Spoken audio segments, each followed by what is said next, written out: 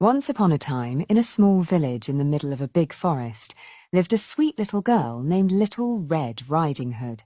She got her name from the red hooded cloak her grandmother had made for her. Little Red loved to visit her grandmother, who lived on the other side of the woods. One sunny morning, her mother packed a basket with freshly baked goodies and a jar of honey for her grandmother. "Be careful, my dear," her mother said. "Stay on the path and don't talk to strangers."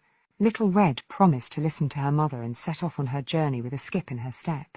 She hummed a happy tune as she walked along the winding path through the magical forest. Little Red didn't know that a sneaky wolf was watching her from the shadows. The wolf wanted the delicious treats she was carrying and came up with a plan to trick her. "Oh, good morning, Little Red Riding Hood," the wolf said, pretending to be friendly. "Where are you going with such a lovely basket?"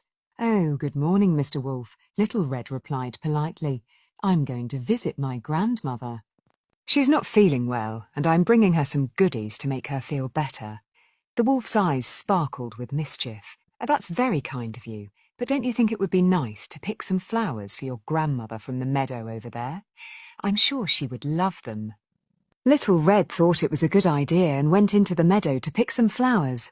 The wolf quickly ran to her grandmother's cottage, hoping to get there before her.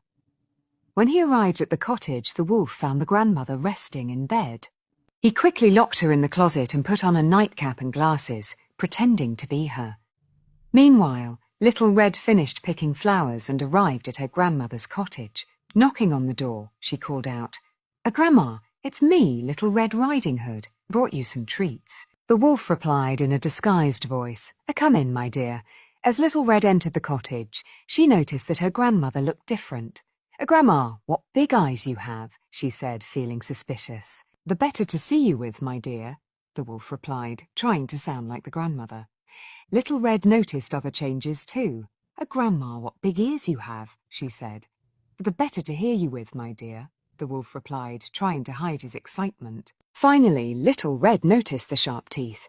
"Grandma, what big teeth you have," she said, now sure that something was wrong. "The better to eat you with," the wolf shouted, throwing off the disguise and showing his true self. Terrified, Little Red ran to the door, but just as the wolf jumped towards her, a brave woodsman burst into the cottage. He had heard the noise and hurried to save Little Red and her grandmother. With a mighty swing of his axe, the woodsman scared the wolf away. Little Red and her grandmother were safe.